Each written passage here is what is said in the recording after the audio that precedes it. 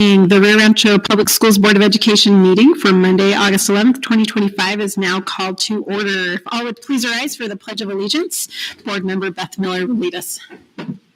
I pledge allegiance to the flag of the United States of America and to the republic for which it stands, one nation, under God, indivisible, with liberty and justice for all.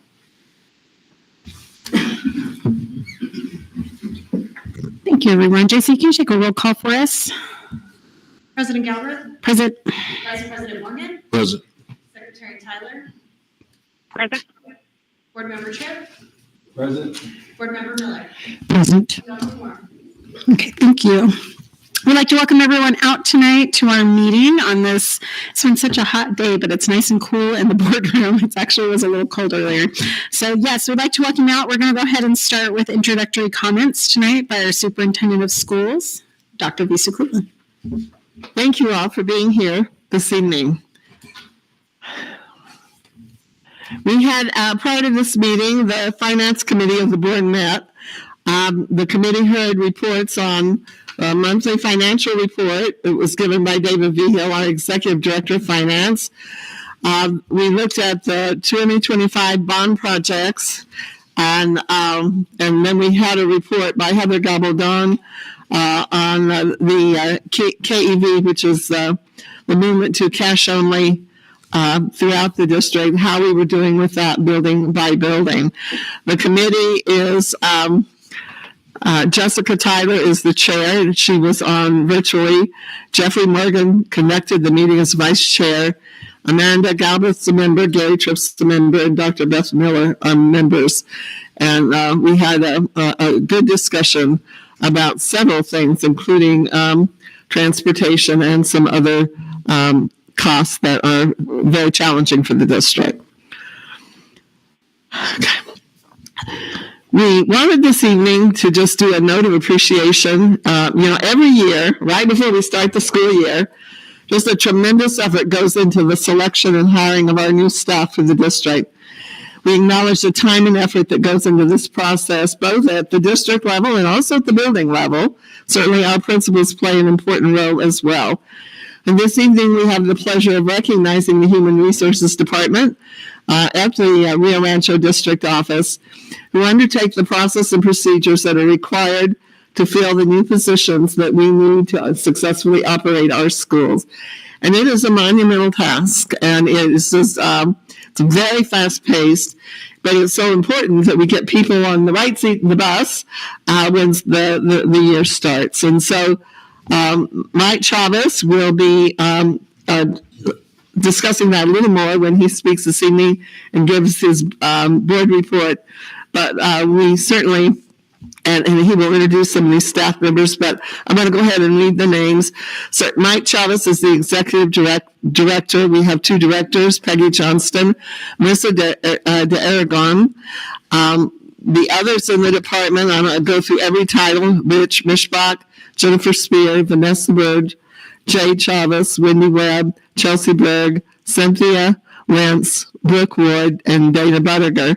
Daryl Sanchez, Rodney Montoya, Karen Martinez, Christy Fangman, and Marsha Martinez. And a lot of them are here this evening, and but I would like you to stand and be recognized now. And Mike, would you like to come forward and just talk about some of your folks right now, or do you want to wait until your report? You're not at the end. We're about halfway through the meeting. So I'll give you a choice whether you want to come and speak to this wonderful group of people now, or whether... We actually have him next. Okay. Yeah. All right. Sounds great. Thank you all for coming, though, and thank you for giving us an opportunity tonight to thank you for the work that you do. And, it's kind of like everything else. People just don't magically appear at schools. And the process of going through all the applications, the process of getting all the documentation, the process of all of that, it's quite an undertaking, and we thank you for your hard work and do want to recognize that effort this evening. Okay. We have some reports this evening. Information will be presented on the high school improvement and transformation grant, and that will be Renee Salcedo our secondary school improvement officer, and Jessica Sanchez, Independence High School principal. They will share the plan. They have to develop a plan for Independence, as it has been designated as having the most rigorous intervention status for accreditation this year. And we have talked with you on many occasions about kind of the unfairness of this designation and the way it works in our state. But it is certainly is a challenge. We have a great plan. They have a great school. They do really good work there, and they're going to share with you this evening what are some of the things that they are planning to do throughout this coming school year. We also have some secondary reports. Our last board meeting, we laughed and said it was Mike Baker's show. Well, tonight it's going to be the Renee Salcedo show. And she has several reports that she'll be given. One is on the middle school summer school program, which has been a real successful program. Student water safety guidance. And if you remember, school districts were required to develop a process and to provide information as stated in House Bill 532. And on one hand, you kind of think, oh no, one more thing being added to schools. But on the other hand, we know how important water safety is and the tragedies that can sometimes occur when our students do not know what those safe procedures are. And then also we have a secondary attendance report, and that's really good news as well. So we have those three reports scheduled this evening. Then we also have our personnel report, and certainly help us ignite student potential. You can't do that without good hires, without good people. And as I've said over many years, the best thing we have in Rio Rancho is our staff. And through good times and bad times with very limited, sometimes resources over the years, our staff has just always pulled together and made things happen. And so you just can't do anything without it. And on the other hand, you can do almost anything when you have a good team. So we thank you for helping us get that good team. It has been a very busy summer that has focused on recruitment, selection, and assignment of new staff to positions throughout the district. We have made a lot of progress in filling positions. We still have some vacancies in several areas, but as you'll see from the report, we've made a lot of progress. And so a lot of that progress has come from a better applicant pool, and a lot of that is due to better compensation and the improvements in compensation over the last several years. But it certainly, we are getting better applicants, we're getting more applicants, but we still do have some vacancies. Vacant positions result from really retirements, and we had a significant number of retirements this year, resignations, and then we have some newly created positions this year. And of course, we've had to find some new individuals for those newly created positions. We have the bond preliminary official statement. This evening, the board is being asked to consider approval of the Series 2025 bond preliminary official statement. This evening, Kaylee Weimerscourge with RBC Capital Markets will explain the purpose of this document to the board, as well as present the proposed document for your review and action. We have grant approvals for Independence High School. The board is asked to consider approval of the plan that will be discussed in the report. And also the district has had a long-standing agreement with the grads instructional component between New Mexico grad system and our district. And this program has provided considerable support to students at Independence for many, many years. And these items will be presented by Renee Salcedo. We also have to take some action. If you recall at the last board meeting, you had an opportunity to hear about building thinking classrooms and the donation that they are making to the district, the Rio Rancho Education Foundation. And so Wyndham Kimsey will review that briefly. Wyndham, of course, is our Executive Director of Communications. And while it was previously presented to the board needs to actually take official action to accept the donation made by the foundation. And again, we We really appreciate the foundation for this generous donation for our students. We also have a grant that the board is being asked to consider. It's a $40,000 grant from Sandoval County. The funds for this grant will be used for the UFO Historic Records Partnership. Mike Baker, our Chief Operations Officer, will make the presentation, and we appreciate the ongoing support that is provided to our district and our students by Sandoval County. They've been generous to us in many ways, and we are really thankful for that generosity and make sure that the funds go for the right purpose and that we do a good job with it. We also have a property transaction that we've been talking with the board about for quite some time. You're being asked to consider approval of revisions to the purchasing sale agreement for Vista Grande Elementary property transaction. I want to be very clear, we are not selling Vista Grande Elementary School, so nobody needs to be worried about that. But this agreement has been previously discussed with the board, and this item will be reviewed and presented by Mike Baker as well. And then this will be the second reading. The board had an opportunity to see the proposed changes last board meeting. You will be asked to consider the changes to 2 travel-related policies. This will be a second reading for the proposed changes, and so therefore the board will be asked to actually act on those changes this evening. One of them is trips by student, and the other is travel per diem and mileage payments.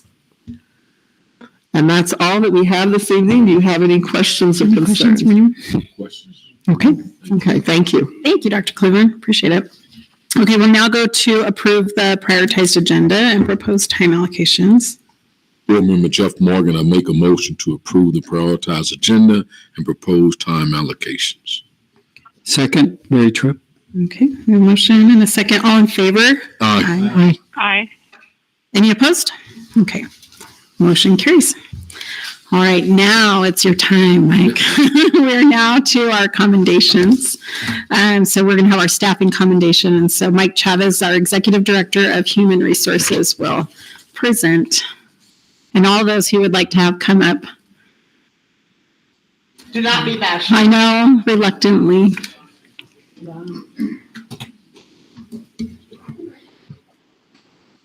Madam President, Dr. Cleveland, members of the board, we are very honored this evening to be here before you.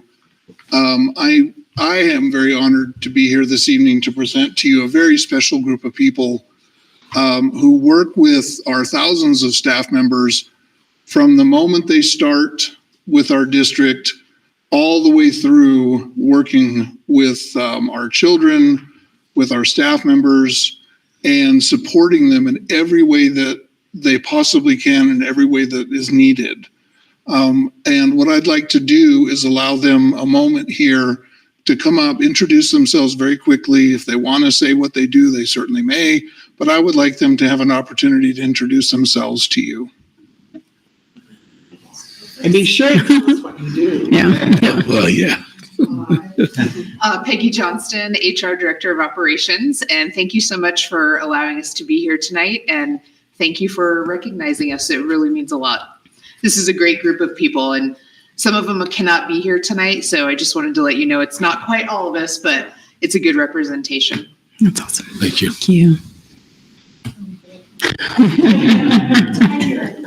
I'm Christy Fangman. I'm one of the leave specialists. We handle things such as FMLA, ADA, and work comp. All right. Thank you. Great.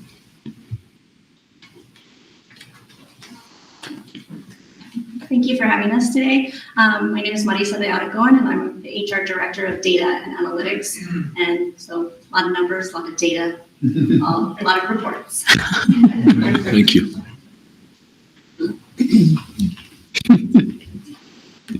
Good evening. I'm Jennifer Spear. I'm the HR Employees Relations Manager. I kind of support the whole staff. Plus, I do a lot with investigations. All right. Thank you. Good evening. I'm Valerie Rue. I am the Human Resources Admin Assistant.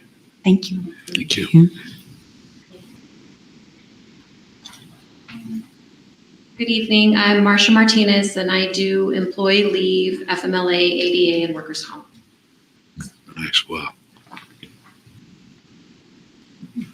I am Claudine Baldwin. I work in substitute services. We work closely with Kelly Services and onboarding substitutes. I also work with all the universities to clear student teachers and student observers interns. Thanks. Thank you.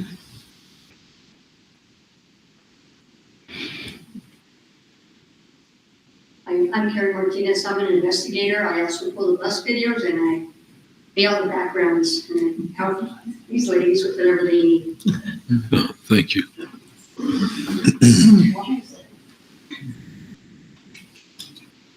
Good evening. I'm Teresa Stevenson. I'm one of our HR specialists, and I also process all of our parent volunteers and contractors for the district. Good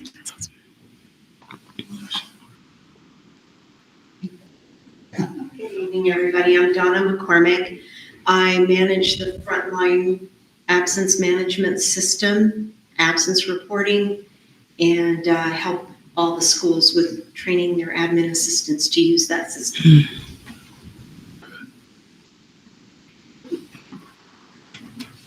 Good evening. My name is Rodney Montoya, and I am a district investigator. Thank you. And best for last, I'm Daryl Sanchez, I'm an investigator and also responsible for locating videos throughout the entire district. Awesome. Thank you. So as you can see, we provide a wide variety of resources and services to the district. And these folks do it with a huge smile on their face at all times. They are the most caring, kind people that I could possibly have ever had the privilege of working with. So I want to again thank the board for allowing us to come up here and present ourselves to you. Yeah, thanks. Thank you for coming. I want to give Dr. Cleveland a moment to say a couple words. Thank you all for coming, and we do appreciate the work you do. And everybody's busy, but I'll tell you what, you just pull off almost a magical thing every year, and you say how many vacancies we have, and then they get filled. But not only that, the point, you support our employees in many ways, and when they're illnesses and things, you step forward to help them. We have to deal with some of the really tough issues. You're there to help us do a good and fair job with that. So lots of different responsibilities. Every one of you, we do appreciate the work that you do. And again, as I said earlier, thank you for coming and giving us a chance to express that appreciation to you directly. Yeah, thank you so much. I want to talk on behalf of our board. What I heard every time you spoke was like, this is the kind of the glue or the gears that keeps everything moving. And if we didn't have you each doing those, and I wish everyone was here, then we would just really fall apart, every single one of those. And so thank you all for the hard work that you put forth and all those things. Sometimes I know some of your positions, there's probably a lot of grumpiness that comes from, not from within, but from without, that comes with that. And so thank you for putting up with all of those things and just making everything move the way it needs to, so smoothly, especially as we go back into school and all of those things that come with that. So is there anyone else that wanted to give a comment? I don't want to cut anyone off, but Just want to say thanks. Yeah. Thank you so. What you do. Thank you so much. So I'll give you guys a big round of applause.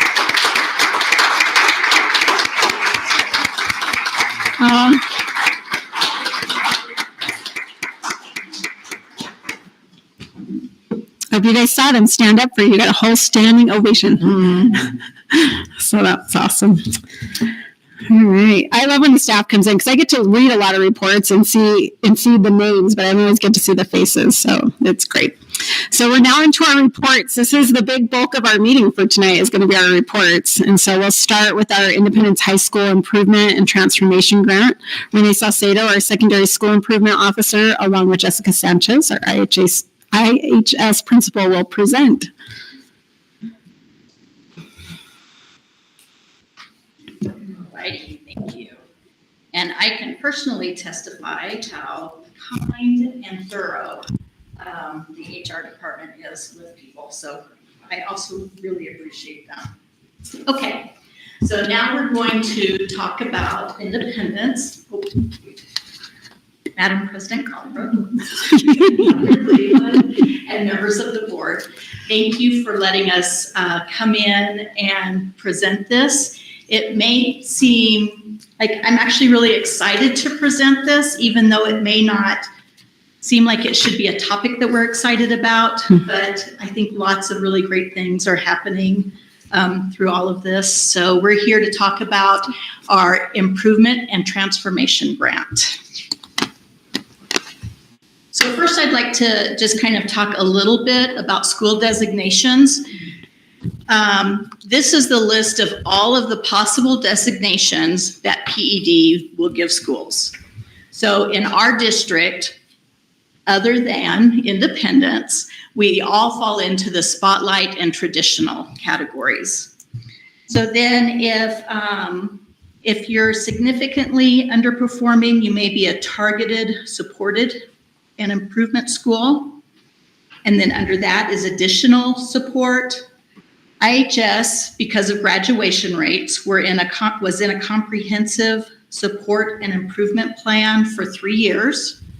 And then because we didn't reach that 66.67% graduation rate for 3 years in a row, we were moved into the MRI category, which is the more rigorous interventions. And I will tell you, and Jessica can testify to this, that it's definitely more rigorous.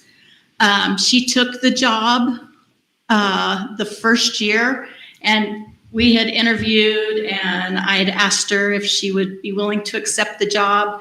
And then I said, oh, by the way, this is the first year that the school is an MRI school. And so there may be a little bit extra work attached to this. So under the ESSA Act, every Student Succeeds Act, they came up with these levels of improvement.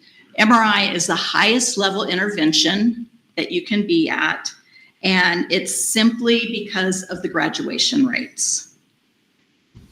Every school who is a school like Independence High School, because students start off in Independence behind, they're not on track to graduate. And so it's really hard to reach that 66.67% graduation rate, but we'll go into that a little bit more. So here's Jessica, the principal of the. Thank you for having us. So IHS falls into the MRI status, and most would ask why. It's, as Renee had stated, after 3 consecutive years, and more specifically, we were looking at 2021, 22, and 23, we did not meet that 66.67% for graduation rates. So last year was our first year with MRI status. It's the 3 consecutive years. So they were in CSI, and then we were moved to MRI.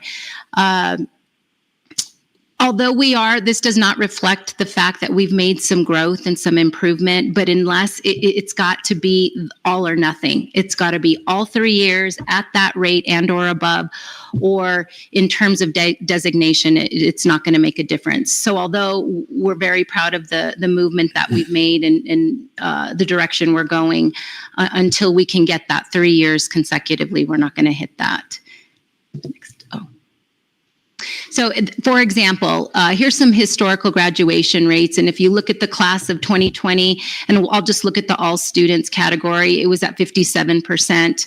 Class of 2021 took a dip. That was during that COVID year, 35.8%. Then it went back up. We came back and it was 56.2%. And then the class of 23 went back down to 50. So it ebbs and flows. I'm very proud of the work that we did that first year, and we are up at 58.5%. So in terms of growth, I would consider the 8% significant increase for that 1 year. We do not have the 2025 rates as of yet. So this is what we have to go by. So it's encouraging, to say the least. Continuous improvement last year. So last year we were awarded approximately $170,000.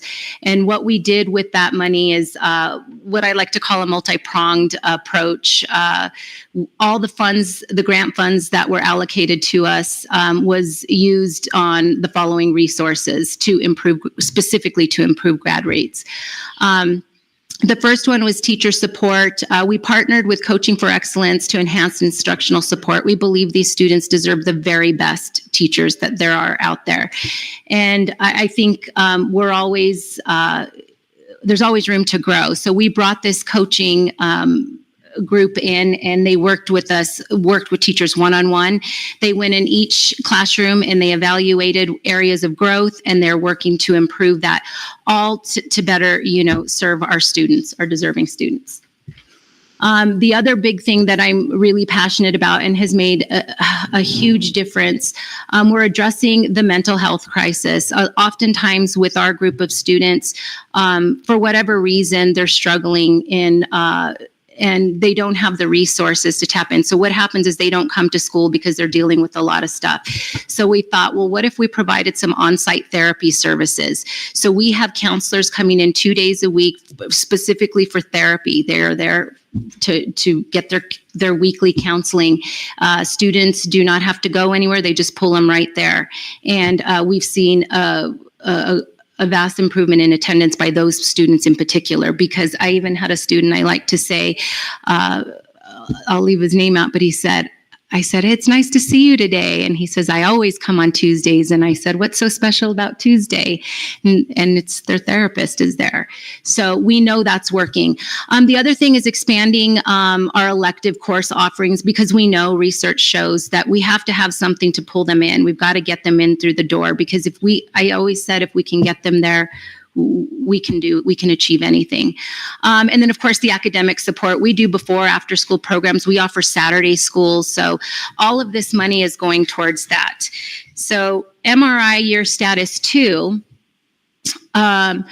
we have been awarded as year 2 $150,000. And what we'd like to do is continue to focus on what we did year 1 and to build on that. I want to sustain and expand those foundational supports that we've already implemented. So that's the student wellness, the academic and career readiness in terms of the expansion of electives, expanded support, and that's not only one-on-one academic support before, after school, and on Saturdays, but also that mental health support. And then, of course, the coaching for excellence. They will continue to work. And not only are they working with our teachers and improving their classroom skills and things that they can do to better reach these students, they're giving them the ability, again, because we need to be able to sustain this, because they're not going to be around forever. So they're going to be able to go into each other's classroom and help each other out. So it's teaching us all how to be better teachers, but also to better support each other when they're not around. So the breakdown is $56,000 is going to go for that coaching for excellence. They're at our school. Feels like a lot more than they probably are, but at least I would say twice a month. 28,000 of that goes directly to mental health services, and that's to have the 2 therapists on our campus 2 days a week. 25,000 a partial FTE film and art teacher. Before I got there, we did not have any. There was no art, there was no film, there was no music. And so we're starting to bring that in. And then an additional 30,000 for an additional academic counseling. And then of course, 10,257 for indirect cost. Also to point out that additionally through the supplemental funding, we'll be offering a variety of enriching opportunities for students. So this doesn't include the money that we've allocated to field trips. We're going to put aside $16,000, and every content is to take these students outside of that building for experiential learning. We did that for the first time last year, and there was a lot of students who said Tent Rocks, they went there. Nobody has ever been there. Nobody's ever been to a live play. So that's the goal this year, is to get them out and make those connections. And of course, continue with the PBIS initiative. And finally, and I mean this from the bottom of my heart, we could not have done this at IHS without the support of you, the board, in supporting us in what we do. Dr. Cleveland, Renee Saucedo, I call her, she picks up every time and she says, what do you need? Suzanne Nguyen has been instrumental in helping me with all these applications, because it is a lot of work. Tasha Young, bless her, she's not here. Happy Miller for all the stats. And David V. Hill, I want to make note of him. I don't put him up there, but I had a problem with some money and he fixed it. I just got in before I could add him. So that would be all. So we would like to stand for questions now, if you have any. Okay, sounds good. Dr. Cleveland, do you want to add anything before we? Just thank you for the plan. It's well thought out. And like I said, you're kind of a system that doesn't really recognize the uniqueness of the student population you serve. And yet one of the things when the public ed department came and visited and got to know the staff and whatever, they had wonderful things to say.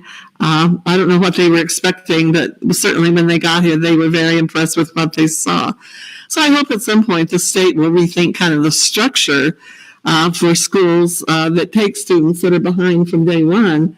And instead of making that a negative, really build on the successes and celebrations of the students. And some of you have attended the graduations at Independence and what special occasions those are. And we have to work really hard to get those students in those seats for graduation. So again, thank you for your plan, and it hopefully will be a really good year for you. Yeah, thank you. Beth, do you have any questions, comments? Thank you for all you do.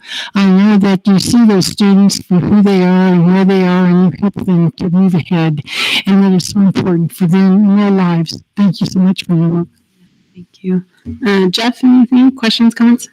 I don't have any questions, but just a comment, just in a compliment, say thank you for the work that you're doing. And I hope you never feel like you're wasting your time, because it's going to pay great dividends. It really is. Just like anything else, we invest our time and energy. And so, again, thank you so much. Appreciate that. Yeah, thank you. Gary?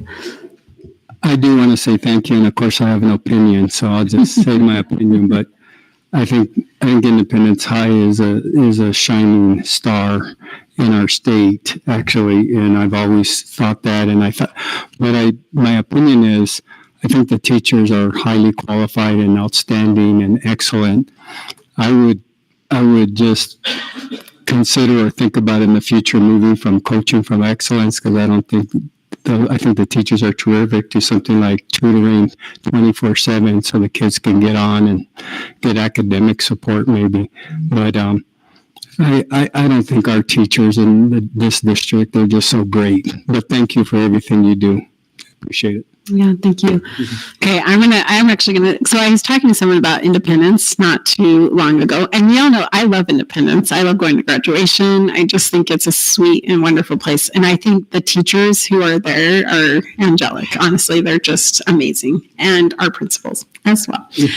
So great. But this individual, as we were talking, he was like, well, you guys are just trying to make your numbers look really good. That's why you have the school. And I just think you shouldn't, have that. And so I was thinking about, what would you say to an individual when we talk about why we don't keep these students in our comprehensive high schools? What would be your comment back, in that conversation about, why we have Independence and why we don't just keep our students in our comprehensive high schools?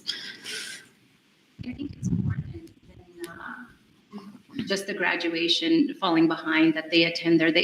We have students that call every day that elect to be there. Do you have any spots? Do you have any seats? It's just a different approach to teaching. It's a smaller environment. It's more individualized.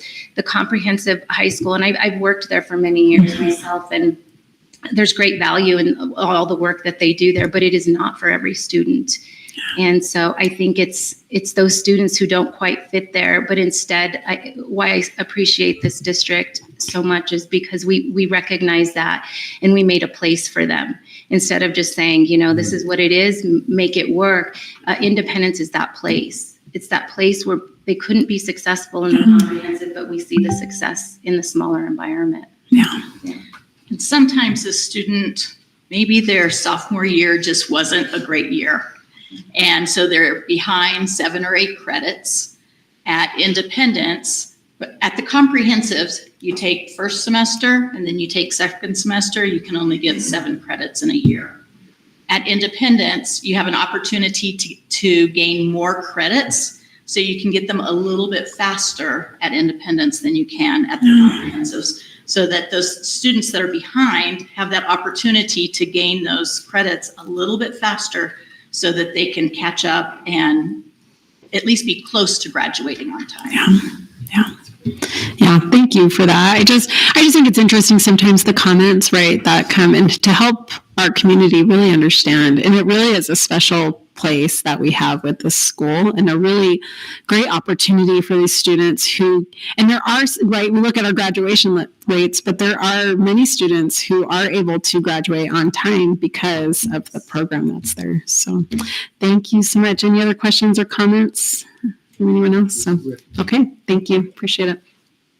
Renee's never leaving. So our next is middle school summer school report. And once again, Renee Saucedo will present. And I think I have a couple of middle school principals here. If you guys want to come up. They're like, oh, we didn't know we were going to have to stand. It's Jennifer Daddio. She's the principal at Lincoln Middle School. And Ann Arnold is the principal at Mountain View Middle School. So this is just to kind of let you know these little plans that we have to make things better.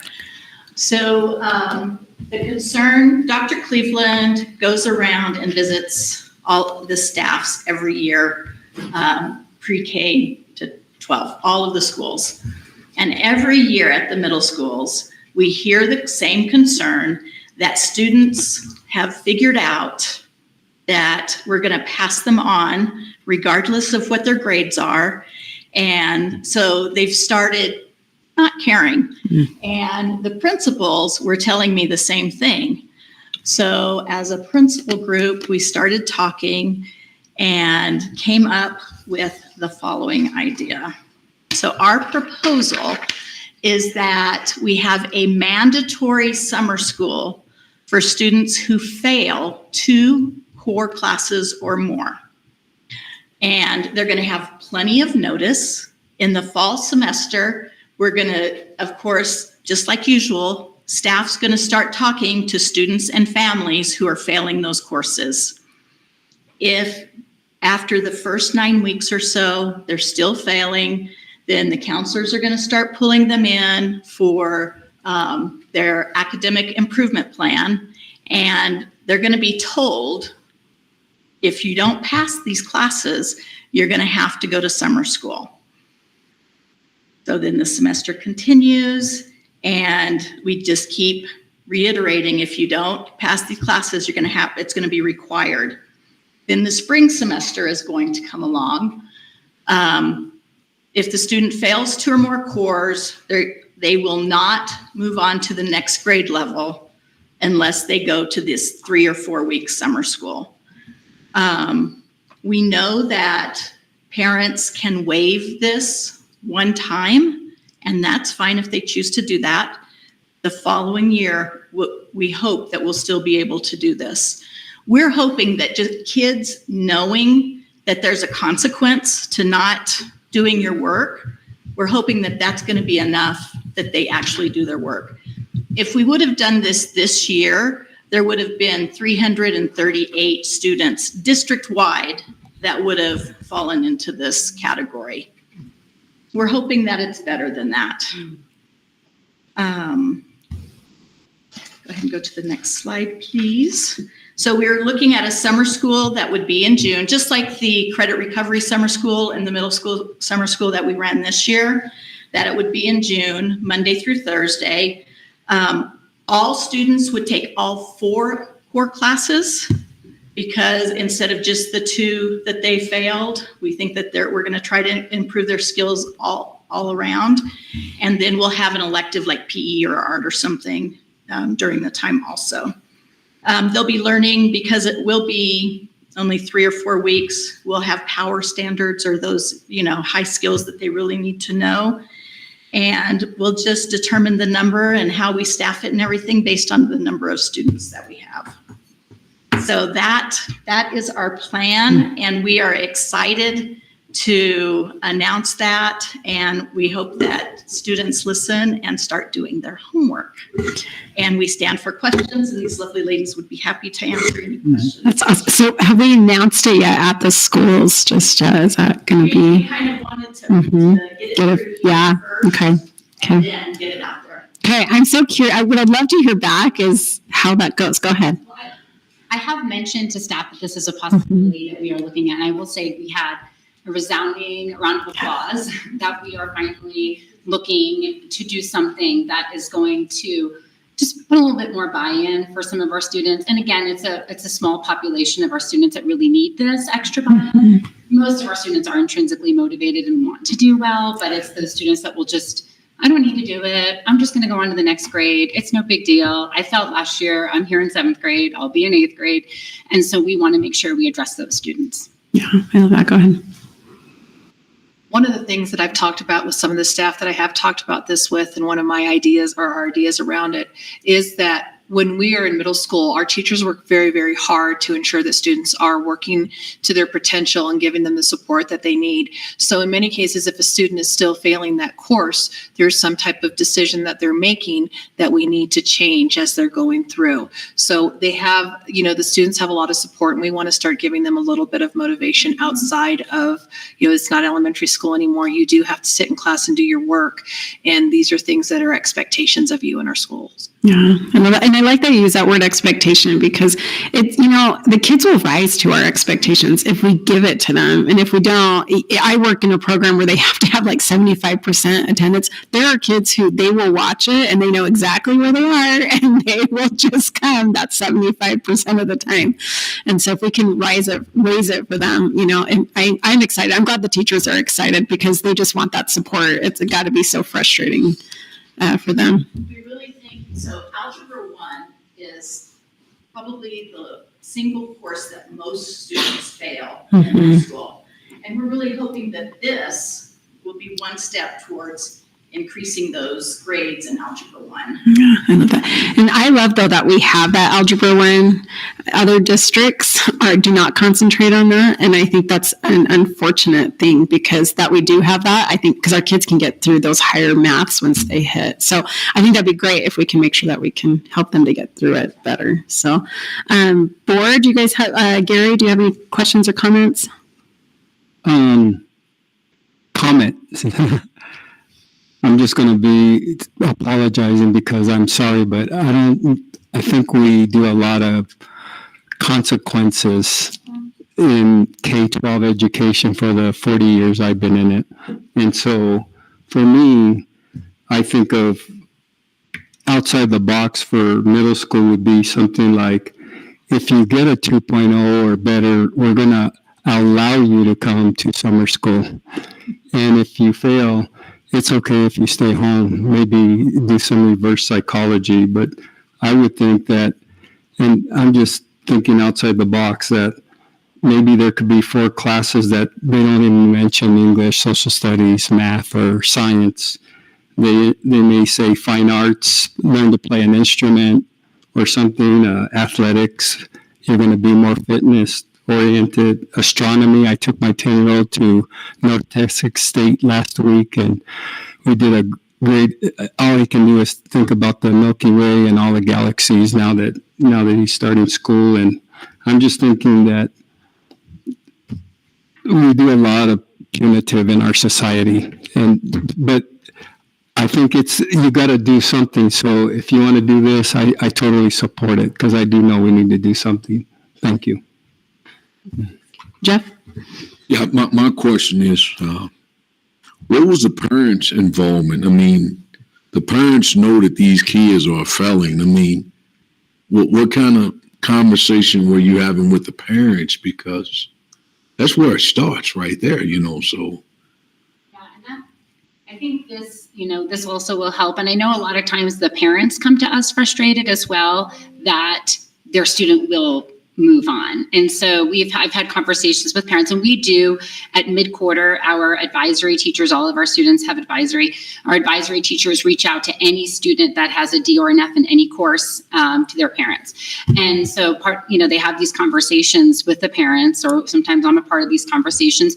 And a lot of times the parents are frustrated because they're like, I'm trying to get them to sit down and to do their work and to care about it as well. And they just keep telling me, it doesn't matter. It doesn't matter. I don't need to worry about that. And normally our conversation is, yes, like right now, you will go on to the next grade. However, when you get to high school and those credits start counting, you're going to fall further behind, and we need to develop those good habits now. And so that's a lot of the conversations that we have with our students. And we're hoping that with a little bit more, I guess, leg, you can say, the students will start to understand the meaning of each class and earning that credit, even though we don't give credits, but earning that class so they can go on to the next grade. So they understand that before they get to high school, and then they fall further behind, which we were just talking about with our previous conversation.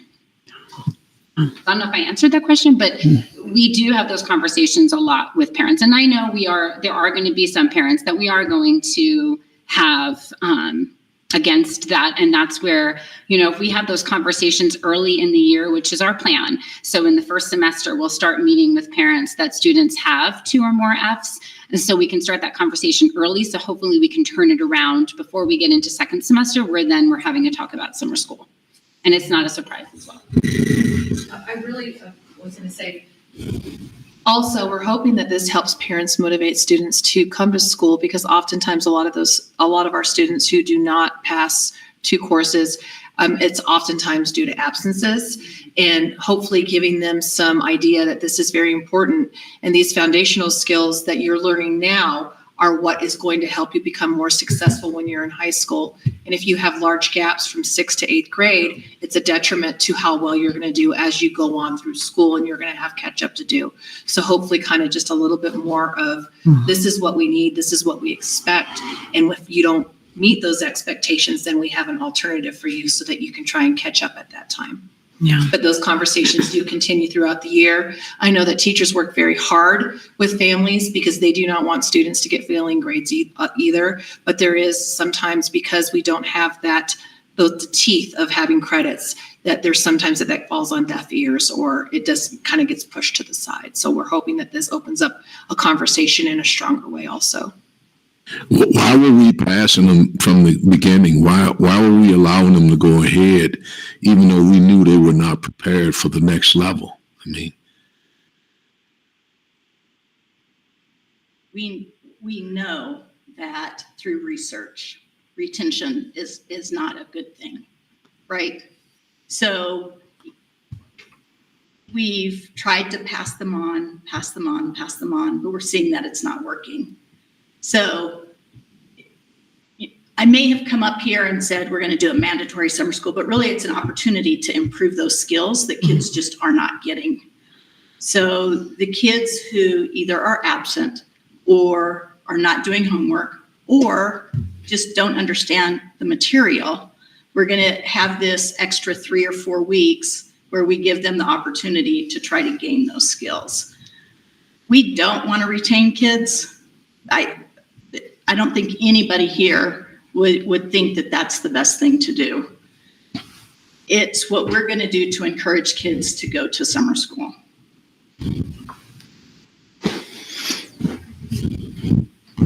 Anything else, Jeff? I'm a little hurt by that. I really am, because, maybe I just came along from the old school where parents were a little, if a kid knew it was going to be set back, it was embarrassing, because all the other kids moved ahead, and it became like, yo, man, you can't catch up with the group. What's going on? But I kind of feel like we're kind of rewarding these guys for failure, and I don't know. That's something I have to really think about. And I think on that, this has been a step in the right direction where we're trying to help them. There are some schools with that, and Dr. Cleveland wants to talk, where you see with Khan Academy and his schools, he doesn't have people pass on right until they know that material for that school. And we work on a different, in a different atmosphere, a different way that we do things. And so I think that this hopefully will be a good thing to start to bridge that gap to where you are, Jeff. And I wish our parents would be there more. It frustrates me all the time, because that is where it starts, and we need that parent support so desperately.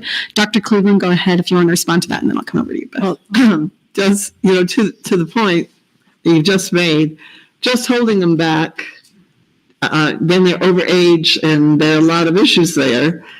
But I assume if they come to summer school and they don't do the work, they're going to get held back. So what this is an opportunity not to be, and I don't think many students really think giving up their summer vacation is much of a reward. But I think it's an incentive and it gives them a chance. Here's what I experience when we go out, and it's almost kind of funny because but it's not. So, go to sixth grade and the sixth grade teacher say, oh my gosh, what are they doing in elementary school? I have these kids who can't read, and then we go to the high school and they say, oh gosh, what are they doing in the middle schools? And so it's always kind of passing it down. You can get a lot done if you work really hard in the summer. If you look at those prior standards, they're getting just the most important things they've got to know to go on. But passing them on has just resulted in, now you're even further behind. You won't feel good in the class.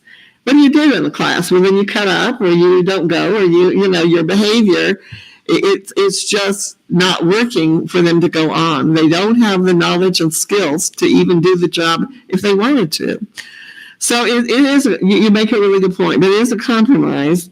But if they go to summer school and they don't do it, they just sit there and still I won't do, well, then they're going to be held back.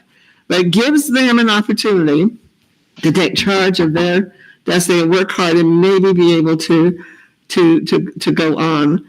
But it is it's a problem. And to your point, I think we have a lot of things in place for the kid who can't. We have a lot of support, the struggle and working hard, and those teachers work hard with those kids who really are struggling. For us, I think the biggest problem is I won't. And it is almost an aggressive, I'm not going to do this work, and you're going to let me go on to high school, and then when I get there, I can't do the work, and I'm a difficult student in the classroom. And so somehow we've got to do something. And I think this committee's looked at this and said, let's give this a try. I do believe in helping kids and pushing kids forward, but I also really believe in accountability. And I think that's one of the things in life you better learn is to be accountable. And if you choose not to do the work, you're going to lose your summer vacation and you're going to get to work on these so that you can go on. To me, it's not just punitive. I think it's another opportunity, but it also communicates, we mean business about you've got to get this down. And we do just have a good number of kids. I don't know where they came from or why, but I just won't do it. I just won't do it. Well, okay, then we just won't pass you on until you do it. And I think the majority of kids, I agree with them, they'll step up and they'll do it when they know they have to. And that's just kind of how society is. So not perfect. We agree it's not a perfect plan at all. But I don't know what else you do. We've looked at other options, and certainly the option of just passing kids on and haven't done the work is just, it's not a good option at all.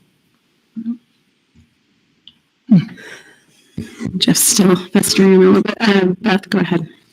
A lot to think about. A lot of peer pressure at that age, and going further, but I think it is about expectations and consequences, and also developing a sense of pride. And so we're not going to give up on you. You may have given up on yourself, but we're not giving up on you. Perhaps the parents need to be invited to come and see the progress that their children have made. Give the parents a sense of pride as well. So parents, I think they don't know what to do, and so they don't do anything. And so I think the child perhaps feels their students maybe feel like they don't have the support from home. Sometimes the parents may not know how to do that. But I think I agree with Sue, the superintendent, that yes, we should develop a sense of expectation and consequence, but that's just going to help them develop pride. They can do it. If they're going to be bullheaded about it, we're still going to have an expectation that you do this, and there will be a consequence. But the important is that you have pride here in yourself and what you can do. That's what we're trying to build. Thank you for doing this. Thank you. Gary? I would like to say one more thing because I think I muddled my words, but I think that in K-12 education, middle school kind of gets sometimes a short end of sticks.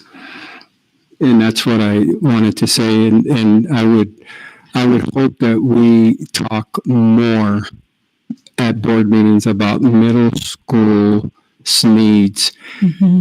from the teacher's perspective. I just hope that it could be a constant agenda, because I've always considered that middle school teachers already have wings on them, because they're doing something remarkable. So I hope this isn't, we don't talk about it for several months. I hope it comes back. So we know what do the teachers need.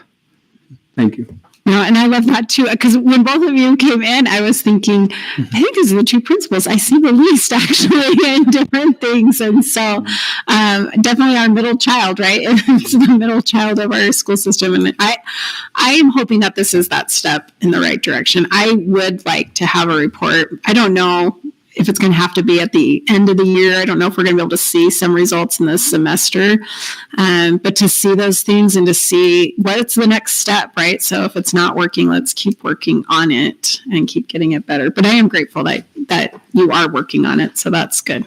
Yeah, we can compare Fs this in December to previous years to see if it's making a difference. So that could be That good. would be like our first. Yeah. I'm ready that it would make a difference. I would think so. I mean, and we're going to talk about, our attendance here, Renee, again, here in just a minute. But I mean, you look, I know, well, and that's the thing is you look at those numbers, right? And so when we come up with these, we've had some really good things that have come out for making changes like that. And you see that with that absenteeism, and hopefully we can see that here, or just keep plugging away at it and working at it. So, thank you. And we have high school credit that's available. If those kids can really understand, that you can take these. And I think that if I'm right, Eagle Ridge is actually even doing geometry more as they have more students doing that. I'm like, that is your high school credit. Like, that's actually awesome when you can talk about some of those things and get them excited. So anything else, Dr. I worked at all three levels at board member trip, and you know what? I always kind of thought middle school folks were candidates for sainthood. Yeah. It is the most challenging. It's strange, but if we're not successful there, then we almost can guarantee they're not going to be successful in high school. And so it is such an important 3 years.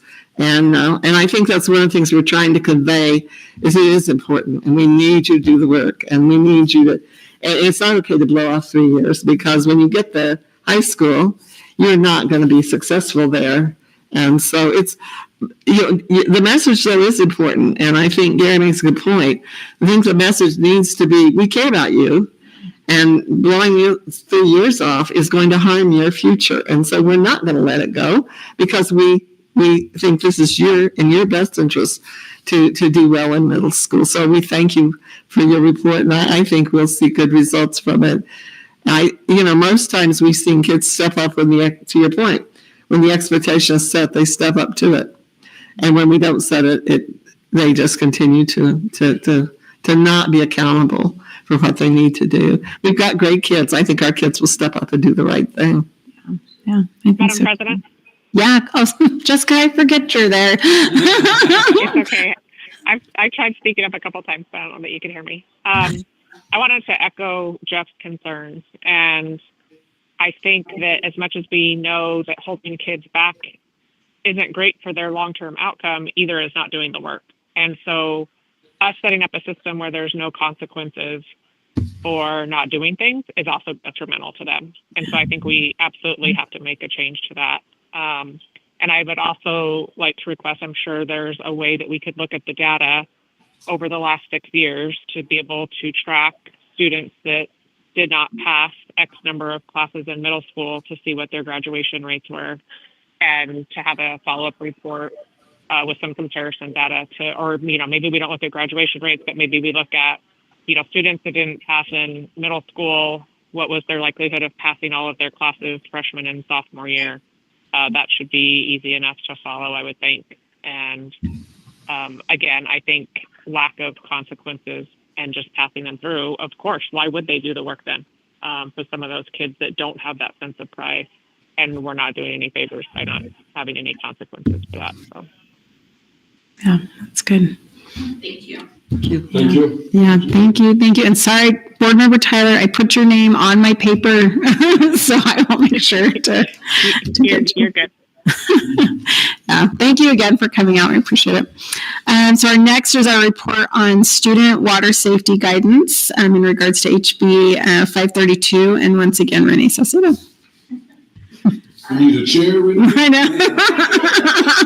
I told you, this is the Renee Saucedo show tonight. Yeah. We can get you a chair. Janice said, "How did you end up with this one?"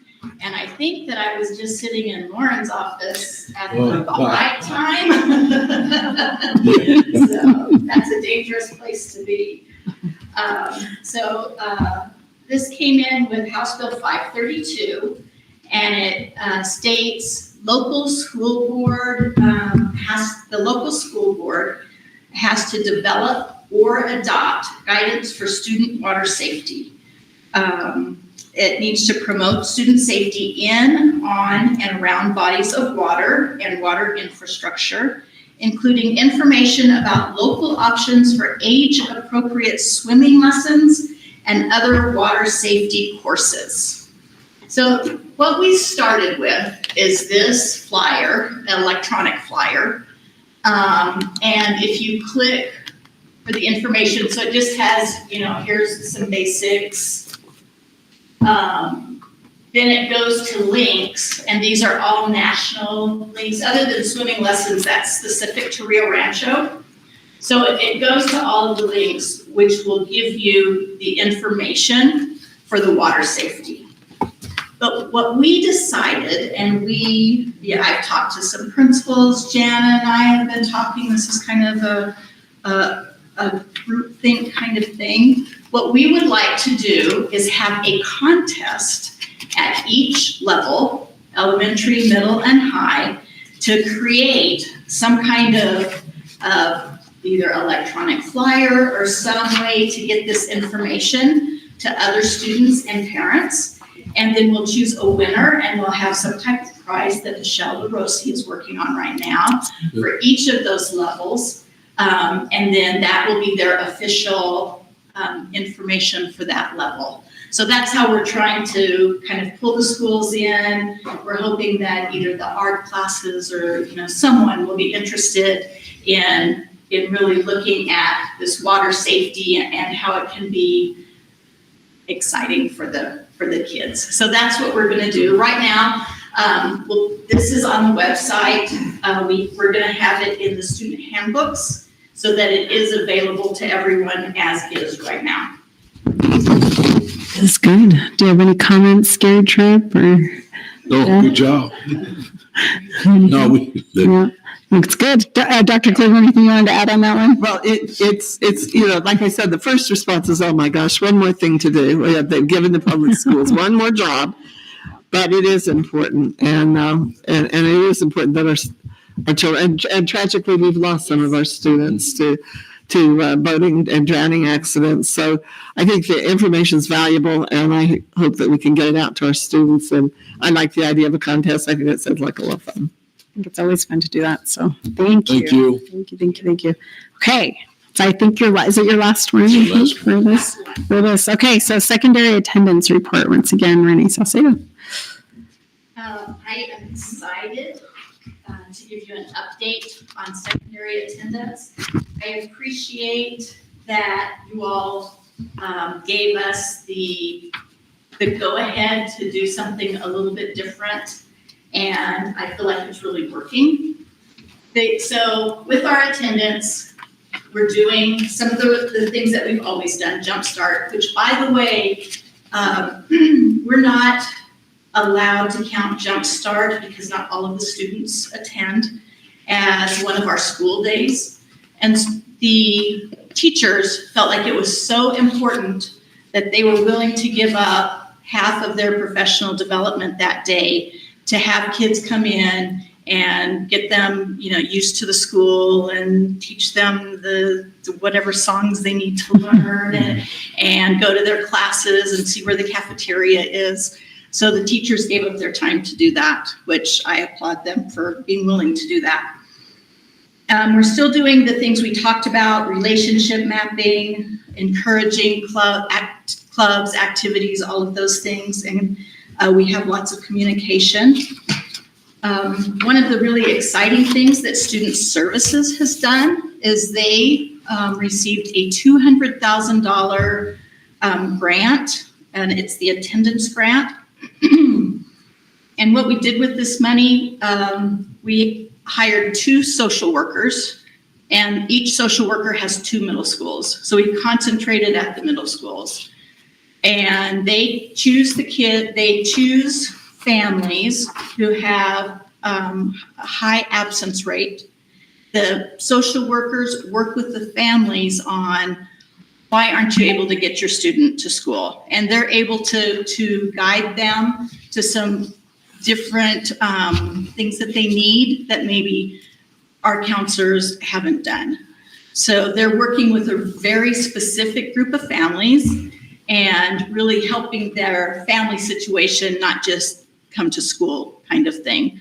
And at the end of the year, we had several emails from people begging us to keep these social work positions. Some of them were from people who knew families and knew how much it helped that family.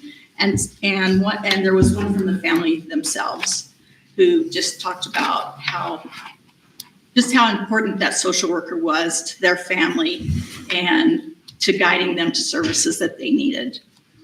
So that's been very helpful. We also still are working with the positive behavior intervention. So there's classroom contests, who has the best attendance rate in that classroom gets a whatever.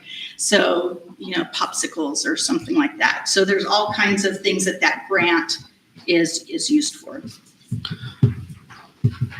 I put in what's working because I really think when you look at the numbers, this has made a huge difference in attendance at secondary.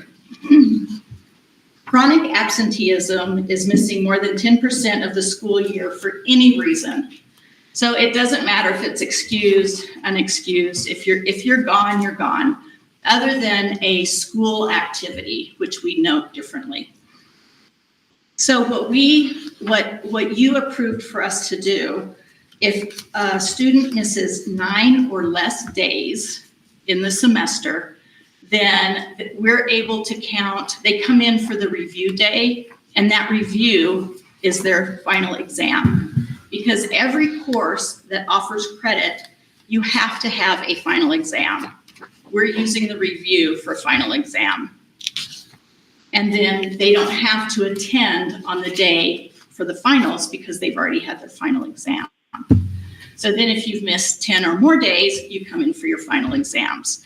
This has gotten students paying attention to their attendance, choosing to come in when they may not have chosen to come in otherwise. They're asking their counselor, does this count? Does that count? I'm at 7. It's just the conversation around attendance is happening more than I've ever heard it happen before. And that I just included dates so that you could kind of see how it works. But, you are the last 2. So the last day is always a makeup day. The 2 days before that are the finals day. So they basically get out a couple of days early at the end of the semester.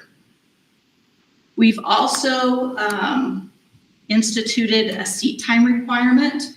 So if a student misses 15 or more days, which is basically 15% of the semester, so 15 days in a 16, that's a day a week. It's a lot of time.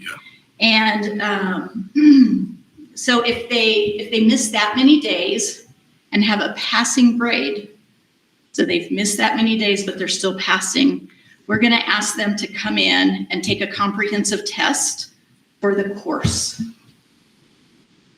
They pass that test, then they're going to get the grade that they earned in the course.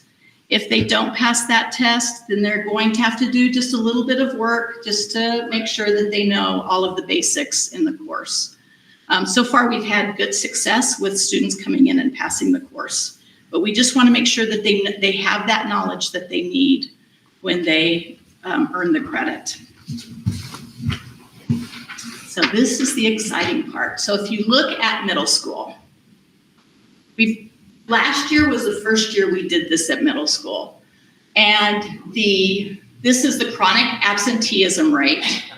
And you can see that the numbers for school year 24 and 25 are almost, and in some cases better than pre-COVID. Like it has just made, if you just compare the year before when we didn't have this and then 24, 25, I mean, it's practically like 7 to 10% increase in attendance. The average in the school year 23-24, chronic absenteeism was 29%. And this last year, it went down to 20%. So and just listening to teachers and administrators, it's made a huge difference. And that's at middle school. At the high school level, so we've been doing it for 2 years at high school. And you can see that the numbers, I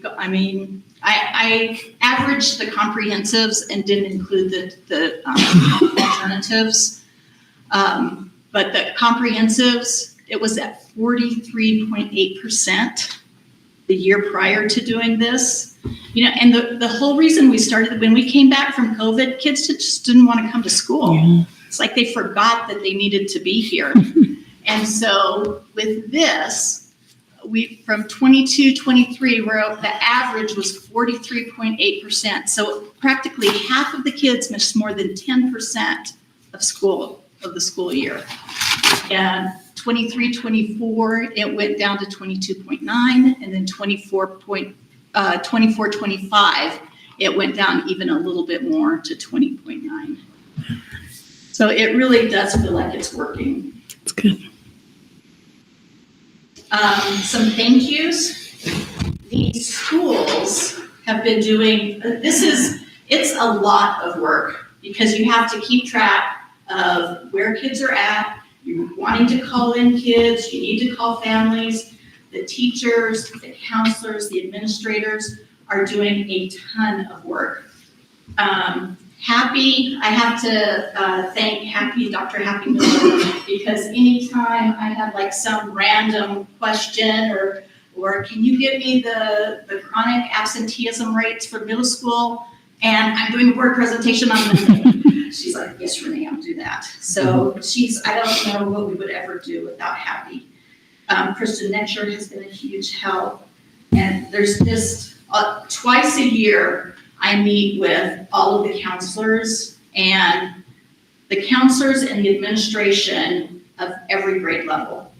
And for that group of kids that have missed more than 15% of the school year, we talk about why they were missing, and if they have had something happen in their lifetime that is understandable that they've had to miss. They've had some family issue or they're going through a medical issue. We take those kids off the list. So we are very careful about who we're asking to come in and test. We talk through every student, and we do that at all of the schools for that 15%.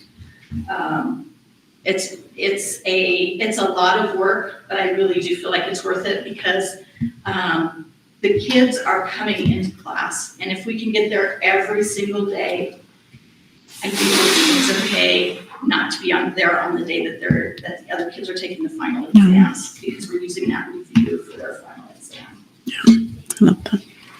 So with that, if you have any questions for me, I'd love to answer it. Okay, Dr. Cleveland, do you want to add anything? Well, you see that where we were, we made a lot of progress, and so that's the really good news. But being at 20% still is not very good news. That's still 36 days that they're out, and so we need our parents to step up and get kids to school. And you think, it's hard for me to know what they're thinking. But I remember maybe a couple of years ago, I had a conversation with a mom who was really angry at me because I wouldn't excuse a week for her and her daughter. They went prom dress shopping in the middle of the school year. And I said, well, you come to the wrong person because I'm not going to approve it as unexcused absent. But what made you think that taking a week of instruction to go look for a prom dress was okay? And so it's this thing of needing to go to school, and it is important. And I was on a committee for the state, the secretary, and we got kind of heated because we talked about, this is everybody's responsibility. It's students, it's staff, it's parents, it's community, it's everybody's. And talk about accountability, it's kind of missing. And I remember one of the Trevor cartoons. The cartoons, but the editorial, whatever. And he showed the classroom with nobody in it. And, it basically said, well, this explains where we are academically in New Mexico. And so we've cut it 50% for where we were in some of them. We have made huge progress, but we still need to get kids to school. And 38 days is not even, that's 20%. That's not okay. So we continue to work on it. But it has been successful. The social workers have helped a lot. Principals and teachers have worked hard. We are asking and pleading for help from parents this year. Get your kids to school, because it does matter and it does account for why our student achievement for some students is not as good as it needs to be. So really applaud the work that's been done. And but my point is that we still have a lot of work to do. And, it's coming to school ought to be an expectation. And unfortunately, sometimes it's not. And our kids pay the price for that. Yeah, thank you. Jessica Tyler, any questions or comments? No questions. Thank you so much for the report. I do think that those changes made a big difference. I know for my students, like you said, administrators were talking about it. I know students talk about it. So I think that was a strategy that really worked. And I think the numbers show that, and echo Dr. Cleveland's plea to encourage the rest of the parents to also get their students in school and continue to lower that rate. Thank you, Jessica. Gary, anything? I have two things. One, I've really learned, I think demonstrating that they could earn something on their own really does work, But the thing that I think that's even more important that I learned, I think we need two more social workers at the middle school, because attendance seems to be a direct indication that somebody was assisting those families in need, if I'm not mistaken from what I just heard. But I'm wondering if we need an additional social worker at the high schools, and we could really knock into this dent, because I think there's a need. And I know money's not unlimited, but I wish I could make a motion right now for social workers, 2 more at the middle school and then at the high schools, because it looks like this attendance had a significant improvement based on people directly helping families that needed that support. So, thank you. Good report. Jeff? Thanks for look, I don't want you to think I'm a hardcore bad guy. Amanda kind of gave me this. Amanda kind of gave this look like, Jeff, be nice. But I just want the kids in school. I just can't tell you how much that means to me, because I know what the future holds when they don't come. That's right. It's a disaster for them, and if we could get that message to them, and it'll make a world of a difference. So that's the reason why I'm a little hard aggressive on this, because man, it starts right there. But I will say that this program that you started doing has been working, and I also like the fact that you make it very important that when the new students come in, when they come back to school, the packet that you give to the parents, that you make sure they are aware of that as well. And I really think that's important also. Because when the parents call and say, hey, I'm going to take my kid out of school, you remind them of what the policy that they agreed to. And now do you still want to do this? So thank you so much. I really appreciate that. Yeah, thank you. My kids have been getting on me for my looks too. I don't even know anymore.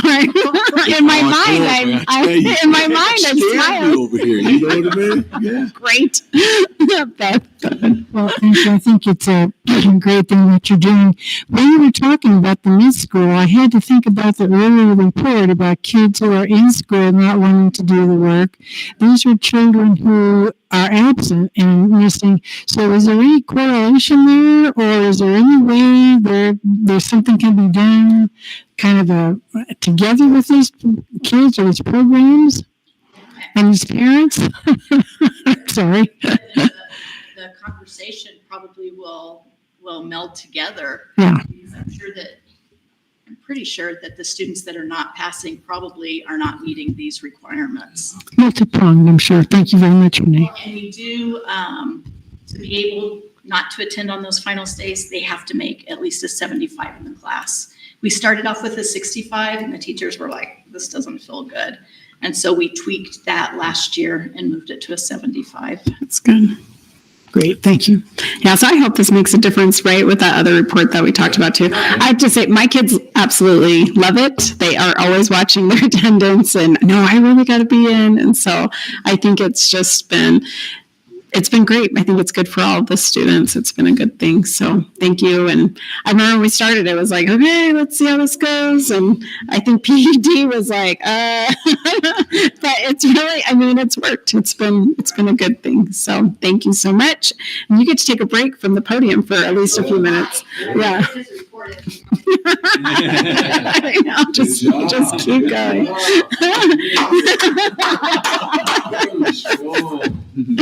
All right, thank you. So our next is a personnel report, and Mike Chavez, our Executive Director of Human Resources, will present.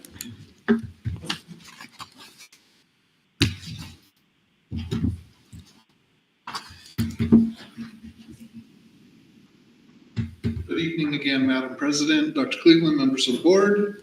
I'm here this evening to bring you up to date on our personnel situation in the district. And what I've provided for you this evening is actually twofold. I have given you some data from last year, from the 24-25 school year, so that we could do a little bit of comparing. And we're seeing a very positive trend over the past several years in terms of number one, resignations. So if you see last year, we had 135 teacher resignations. We had 50 EA resignations. And this year we were down to 106 teacher resignations and only 28 educational assistant resignations. And our retirements have stayed pretty consistent. Last year we had 23 teachers and 6 EAs retire. And this year we had 22 teachers and 12 EAs retire. So our retirements have stayed fairly consistent, but our resignations have been going down, which is a very positive trend. What that tells us is that our retention is going up, and that's our goal.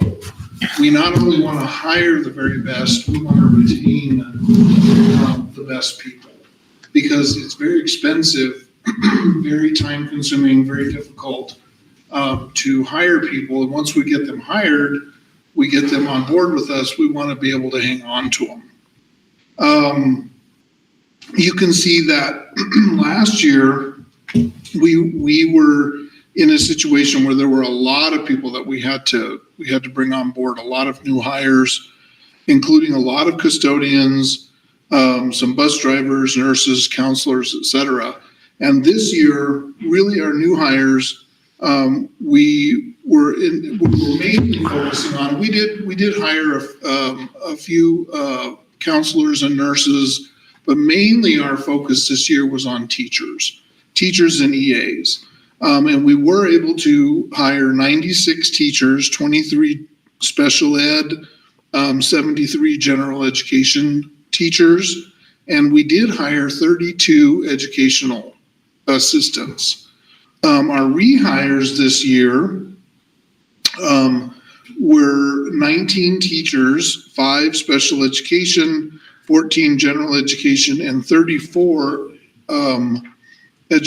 educational assistants. And that's pretty consistent with the year before. Actually, it's down just a little bit, which means that at the beginning of last year, we really brought on a great number of people that we hung on to throughout the year. Now, what I really want to, and we did include in here for you for this year the transfer information. We kind of threw that in there just so you could see that, again, one of the things that we work really, really hard to do is to help people. Sometimes people, they're at a school for a while, and then they really have maybe an opportunity at another school for a different position. Maybe they just really want to change and try a different school. They might want a different schedule. We do have different schools on different bell schedules, and we work very, very hard, and so do our principals, to accommodate a lot of that. So we really had about 86 people that transferred from one location to another. And I think, again, those sorts of things that we do really help people to realize that this is a really great place to work. So that was kind of why we included that.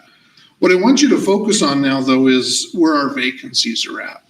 So what I want you to notice is that for 24-25, what I provided for you were vacancies from October of last year, not August. I drilled down and I kind of wanted to see where we were at further into after the school year had started. And I had done a report for you all in October. And even as far as into October, you can see that we still had a need for about 7 bus drivers. We were still looking for about 30 educational assistants, and we were looking for 41 teachers last year in October. Right now, we have openings for 4 bus drivers. However, we already have, so we're looking for 3 drivers and 1 standby. But we already have 3 bus driver trainees that are almost finished with their training. So they're ready to move into those bus driver positions. So realistically, we are at a wash on bus drivers. Custodians, we had 2, and one of those was a foreman. So really a foreman is someone, you're just looking for someone to move up a level. So really we were looking for about 1 custodian. Educational assistants, when I wrote this report a couple days ago, we had 33.7. However, we had 12 educational assistants in process, simply waiting for them to either pass their test, finish their background check, something like that, which really means that we have about 21 openings. And teachers, we had 31.21 positions open. However, if you take a look, we had 7 GE positions, again, in process, simply waiting for people to finish things up. As a matter of fact, at this point in the week, they may already be finished and in the classrooms, which means that brings us down to 9 gen ed teachers, 22 teachers overall. So if you take a look at the difference between the years, we're at about half the number of vacancies in the first week of school, essentially, than we were in October of the previous year. I think that says a lot about the fabulous job that our schools are doing. I did take a look at APSs, and I'm not disparaging anybody. I just simply wanted to see, where we were in kind of comparison, and they still have quite a number of openings. I feel like it really says something about our district that we have, we are down to, and I did want to mention that I looked very carefully at where these openings were, and they were spread very evenly across the district. There was not a school who really had a number of openings. It was generally all the way across the district. So with that, I stand for questions and Okay, thank you. It's good to see this report and kind of see how things are going. I mean, we do still, I hope people know we are hiring still, so please come in. We still have a lot. job fairs. Yeah, that's great. So that's good. Dr. Coleman, do you want to add? I think I said a lot of it earlier, but we thank you and your team for the work that they do. But it's good to see the numbers and see that we are actually making some significant progress. I think our induction program also helps support that. And we really thank them for providing that support so people stay with us and they don't end up being another vacancy the next year. And so, but really do appreciate the report and the time you put into it. I think the numbers really speak volumes about the good work. And again, we look at numbers, but always look at and think about that classroom that doesn't have that teacher. And, whether they're being short. We may have good substitutes, but they probably won't be there the whole time, and probably multiple substitutes. And so we're appreciative of them, but it's really good to have those classroom teachers. And it just points out the issue we're seeing across the country, special ed continues to be a problem. Yeah, that's unfortunate. Beth? Questions, just thank you very much for what you do. I appreciate it very much. Good report. Nice to see. Thank you. Jessica Tyler? No questions. Thank you for the report. Thanks. Gary Tripp? One favor. Great report. Everything is, in my eyes, I agree, everything's going really great. And it looks like the salaries for bus drivers, things of that nature. I'm just wondering about educational assistance and maybe a favor of you and Mike looking at salaries or other reasons why. And I think I know why some of them, because I know CBI, there's a lot of challenges in being an educational assistant, but it'd be nice just to take a deep dive, if you don't mind, and looking at that, because that maybe that needs something. I don't know. It may not, but that's the one area that looks like we have a constant. And we've tackled bus drivers, nurse, all these different other positions. But thank you for the report. It was good. And Board Member Tripp, I think that's a very good question. We do, we have actually made a very concerted effort to go above and beyond what the state has provided us for the educational assistance. There was legislation this year to move that salary up. It did not pass in the legislature. However, our district does provide for educational assistance. We are on a three-tier system, and we pay up to $30,000, which is above what the state requires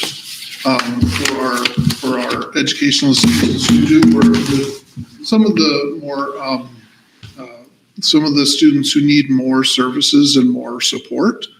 But it is an ongoing challenge, and quite frankly, it would maybe be something that we could work with our our team when the legislature comes back around to recommend to the legislature that would be an area that could use some support from the state for some funding. And on our legislative agenda. Yep. Yes, sir. Yeah. The base they were, I think that's what Mike said, but the base that they were looking at was 30 to 32.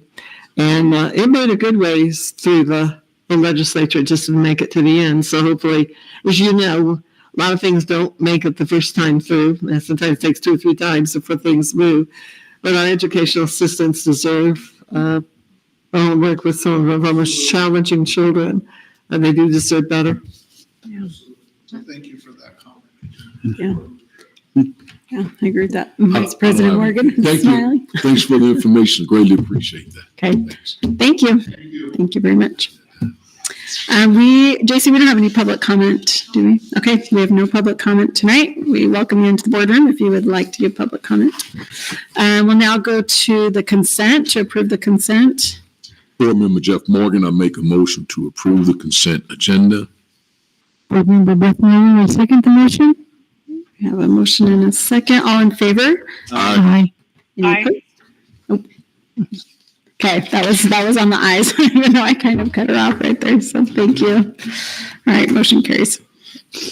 Okay, thank you. And we'll now go to the business portion of our meeting. So we're going to consider the approval of Series 2025 Bond Preliminary Official Statement.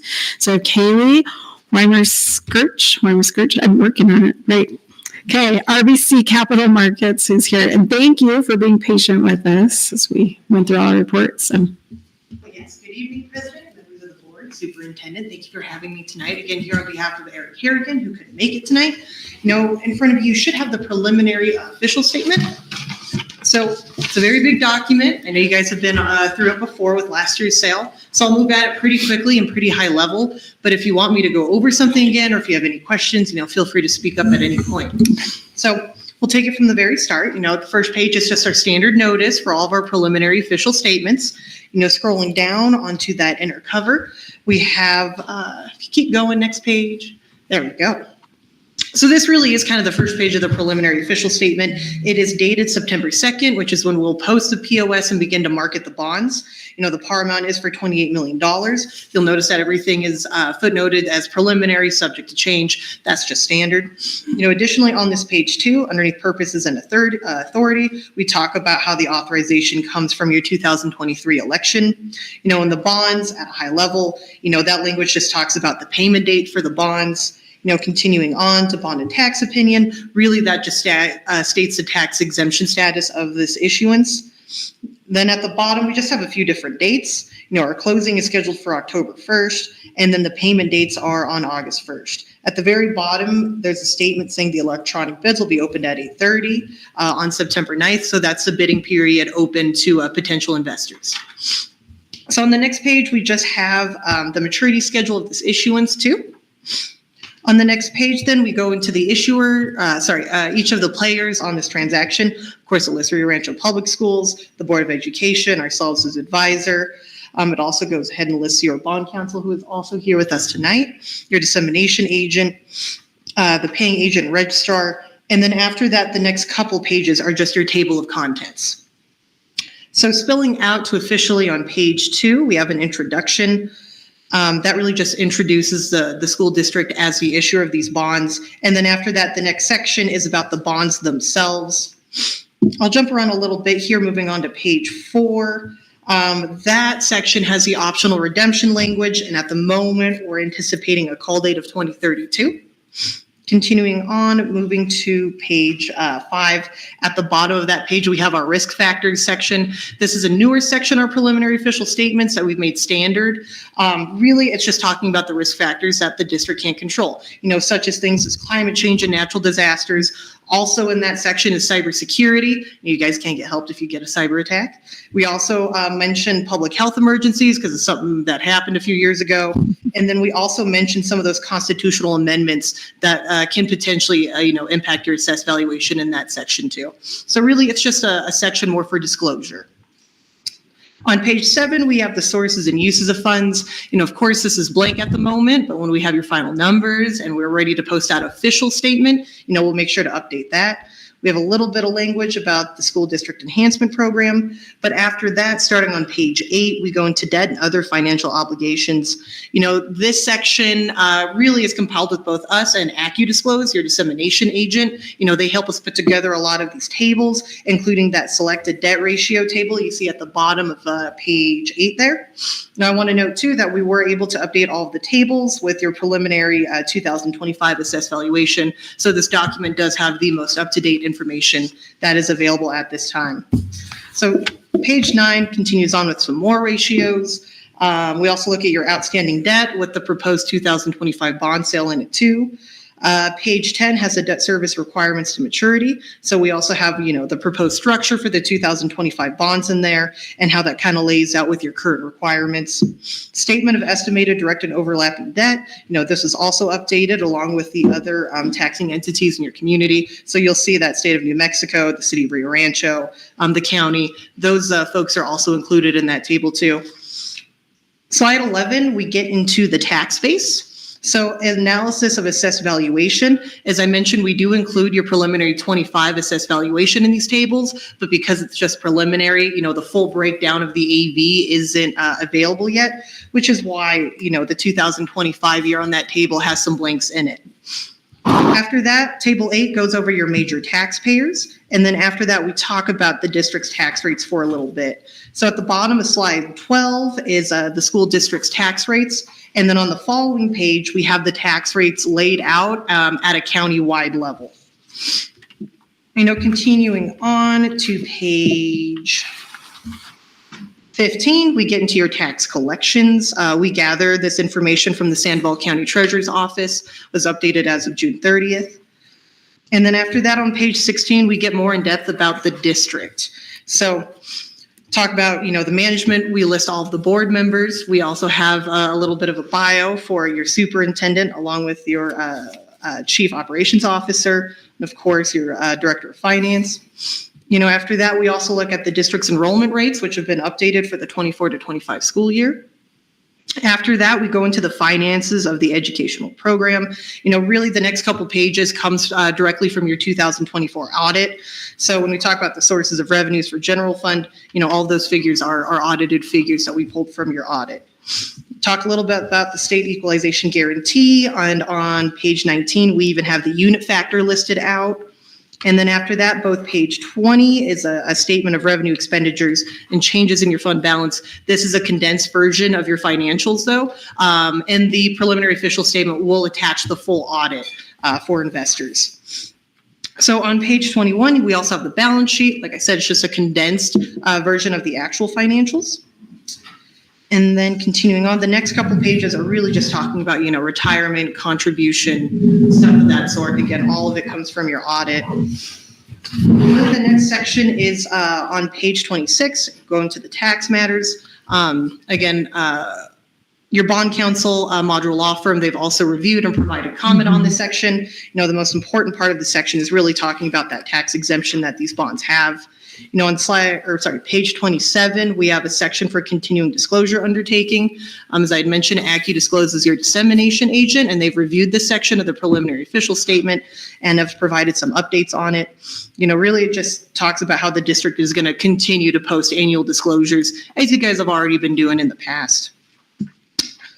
Moving on, the next couple pages, on page 30, we have the ratings. That is currently blank at the moment because we met with the rating agencies today. Once we get that rating report published, we'll update the preliminary official statement with those bond ratings. And then after that, it really is just a last word. And then after that, we go into a different of appendices, one of those being an economic and a demographic section that we update on the district's behalf.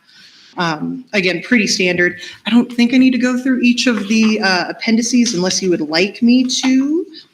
I think you're good. I think we're good. Yeah. All right. With that, I'll kind of pause there and see if anyone has any questions for me about, this document or about the bond sale or about your wider plan of finance. Okay. Jessica, do you have any questions on this portion? No, I do not. Thank you. Okay. Anyone else questions on this part of it? Or Dr. Cleveland, anything on this part of it so far? Okay. Do you have, you're doing some? That's perfect. Again, that's all I have for you. Okay. Guys. If you have any questions, again, please don't hesitate to reach out to myself or any of my colleagues. Okay. We appreciate it. Thank you. Thank you for being so thorough. I appreciate it as I was able to kind of go through everything with you. So yes, we do. We have to vote.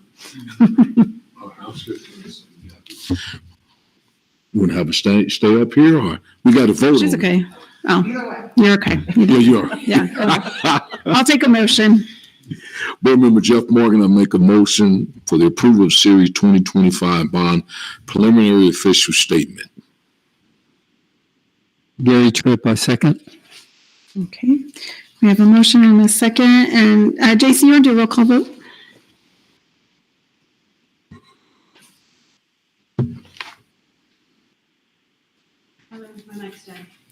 We can, it's okay. I can just do an all in favor on this one, I believe. Can I do an all in favor on this? Okay. So we have a motion by Jeff Morgan, a second by Gary Tripp, and all in favor of this? Aye. Aye. Any opposed? Okay, motion carries. All right, thank you. And we'll get you some batteries, JC. Thank you so much. Thanks for coming out. We appreciate you and all that you all do for us. So thank you so much. Dr. Kuhn, any last remarks on our bonds or anything before we move on to the next item? Anything else you want to say? No. Okay. But thank you for your hard work. Yeah, thank you. Yes, thank you. Thank you. Okay. Our next is to consider the approval of the IHS School Improvement and Transformation Grant. And we have Renee who is back, and we talked about it already. Okay. Madam President, Dr. Cleveland, members of the board, this is just an opportunity basically for you to approve the $150,000 that the state has given us for the School Improvement and Transformation Grant. PED does keep a very close eye on how this money is spent and what improvements are made. All the schools do NM- plans. The IHS, they go through it with a very fine pen and red pen. And they come out and meet with the school at days 30, 60, 90, and 120 to make sure that improvements are being made and that the money is being appropriately used. So it's for $150,000. Okay. Any questions for Renee before we go to vote, or we'll go for a motion? You ready? You ready? Board Member Jeff Morgan, I make a motion to consider the approval of the IHS School Improvement and Transformation Grant. Board Member Miller, second the motion. Okay, we have a motion by Jeff Morgan and a second by Beth Miller. And all in favor on this? Aye. Aye. Aye. Any opposed? Okay, motion carries. Thank you, and you're still here. Okay. Next is to consider the approval of the 25-26 contract for grads and structural component between NM Grad System and Rio Rancho Public Schools. Yes, the grad system is the graduation reality dual role skills system. So this is an appropriation that is also made to Independence High School. It's for $16,000, and it basically assures that we have a grads teacher and grads class. The grads class is for expecting students and young families. And so they basically talk about how to take care of their babies, and they work with those young families. It really is a pretty wonderful thing to see working. They provide the $16,000 provides resources for the families. They get diapers and just everything that they could possibly need in their situation. So this contract assures that we're going to have that, and then they give us $16,000. Sweet. Awesome. Anything you want to add before we go to motion, Dr. Cleveland, on this one? Just that we've had a long-standing relationship with the grad system, and they have provided really valuable services to our students and to our young parents, and not just services, but educational support. So, we're thankful for that long-time relationship, and I hope the board will approve this agreement. Thank you. Can go for a motion, or if there's any questions. Yes. Board Member Jeff Morgan, I make a motion to approve for the approval of the 2025-2026 contract for grads instructional component between New Mexico Grad System and Rio Rancho Public Schools. Board Member Gary Tripp, second. Motion by Jeff Morgan, second by Gary Tripp, and all in favor? Aye. Aye. Any opposed? Okay, motion carries 5-0. Thank you. I think you're good. I think you're done, right, Renee, for the evening?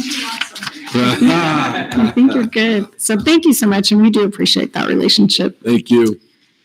Our next is to consider the approval of the Rio Rancho Education Foundation grant for Building Thinking Classrooms Initiative. So Wyndham Kensley, our Executive Director of Communications, will present. Good evening, President Galbraith, Dr. Cleveland, members of the board. I'm up here yet again to promote and thank the Rio Rancho Education Foundation and provide an opportunity to approve their generous donation to support the Building Thinking Classrooms Initiative, which, as a little bit of a refresher, is a sort of materials-based program to promote deep mathematical understanding and critical thinking skills within core math subjects for all 4 comprehensive middle schools in the district. The Rio Rancho Education Foundation provided $4,000 to support the 4 schools in purchasing materials for this program, and I believe that they're being instituted now that school is in session. So I don't really have much to present or anything, but I do stand for questions. Okay. Any questions or comments from the board? Thank you. Dr. Cleveland, did you want to add anything? Well, just a reminder that the foundation came. They came. To the That's last right. board meeting, and we recognized them, That's right. and they did the formal presentation, but the board has to accept. Yeah. And so that's what we're asking for tonight. Thank you. Okay. Go ahead. Board Member Jeff Morgan, I'll make a motion for the consider approval of the Rio Rancho Education Foundation grant for Building Thinking Classrooms Initiative. Board Member Manning, I second the motion. Okay, thank you. I have a motion and a second, and all in favor? Aye. Aye. Aye. Any opposed? Okay, motion carries. Thank you. I feel like this is when you open your mailbox and you keep hoping that there's money in it. And that's what this feels like right now. Like all these people are wanting to give us things, you know? It never works out for me with the mailbox, but this is a great day. So our next is to consider approval of $40,000 from Sandoval County for use in the UFO Historic Records Partnership. And Mike Baker, our Chief Operations Officer, will present. Good evening, President Galbraith, Dr. Cleveland, members of the school board. So Sandoval County has a desire to donate $40,000 to what I am going to be calling the UFO project or their Historic Records Partnership Center. They're asking us to an MOU. $40,000 essentially be used for 2 purposes. The first purpose is to provide funds for planning, which is a more permanent facility. As we are looking at relocating in the future the UFO Center potentially to the new magnet school in the future, and what that is going to look like. So essentially, the architect will do what I usually refer to as a needs analysis. I know Dr. Cleveland refers it to ed specs. Essentially, the idea is to figure out what we need to build. And so that that is one part of it. The second part of it has to do with supplies for the center, shelving, and to replace 3 computers. Okay. I stand for questions. Okay, I just actually do have a quick question. Is how is it? I haven't been over there a whole lot. Are we having people come in from the community and just people from around? How has that been looking over there the last few months? It is, the center itself is probably about 98% completed. If you want to visit, just let me know. We have to take you over there. We are planning on an open house October 18th. I believe we will invite, now that we have all the ADA issues taken care of, we will invite the community and we will have an open house at the center. Okay, that's great. Thank you. Any questions from the board on anything? Nothing at all. Okay. Good job, Mike. Make a motion for consider approval of the $40,000 from Sandoval County for use in the UFO Historic Records Partnership. Board Member Gary Tripp, second. Okay. I have a motion by Jeff Morgan and a second by Gary Tripp, and all in favor? Aye. Aye. Aye. Any opposed? Okay, motion carries. All right, our next is to consider the approval of revisions to purchasing sale agreement for Vista Grande Elementary property transaction. Mike Baker, our Chief Operations Officer, will once again present. So President Galbraith, Dr. Cleveland, members of the school board, we are revisiting this issue. Board approved the original purchase agreement on June 23rd. And as you are aware, typically the sale of land needs to be approved by the State Board of Finance. They do review, and they have reviewed this document. They have a couple of very, very minor changes. You have the red line version. Essentially, they wanted us to strike out the word warranty. Lauren Hatch, who has done that work, drafting that purchase sale agreement, is here to answer questions if you have specific questions on why the State Board of Finance had made that request. I think it's a legitimate request, but just to refresh your memory, we are selling property at Vista Grande. It is the north side. And essentially, if you look at the topography of the school, the north side, the topography really kind of goes down quite a bit.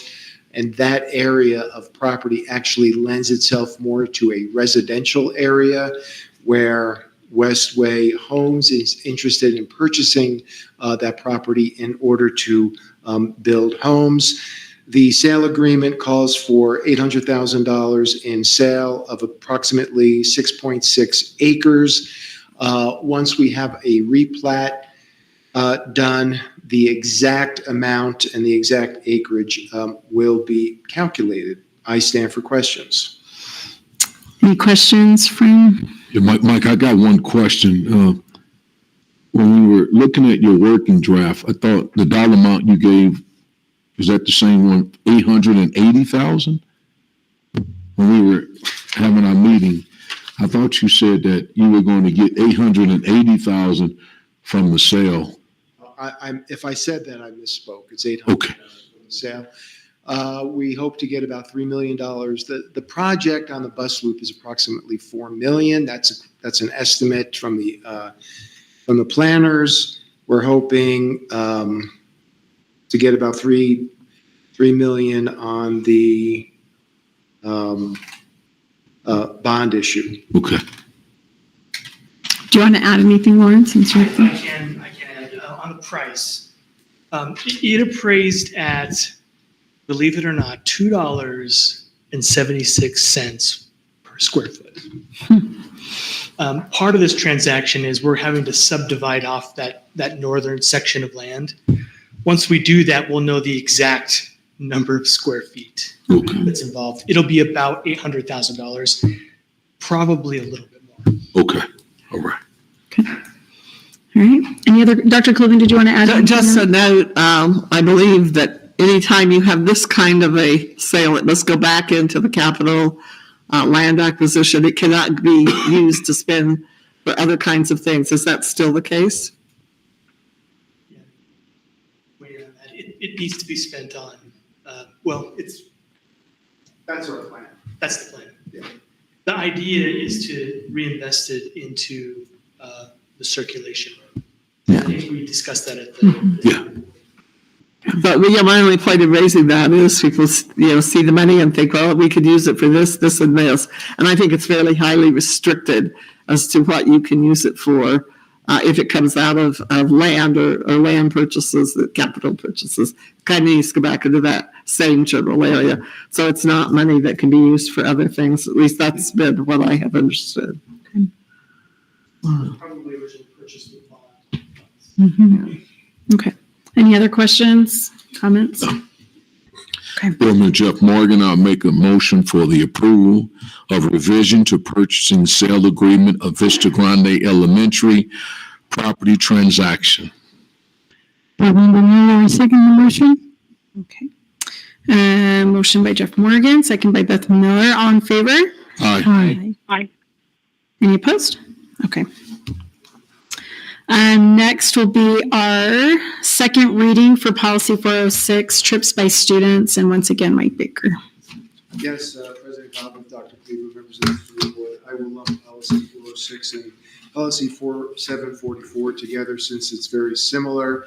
Last board meeting, we had the first reading, and essentially the request was made to have Dr. Cleveland actually approve out-of-state travel for staff, as well for students in order to increase the efficiency of that process.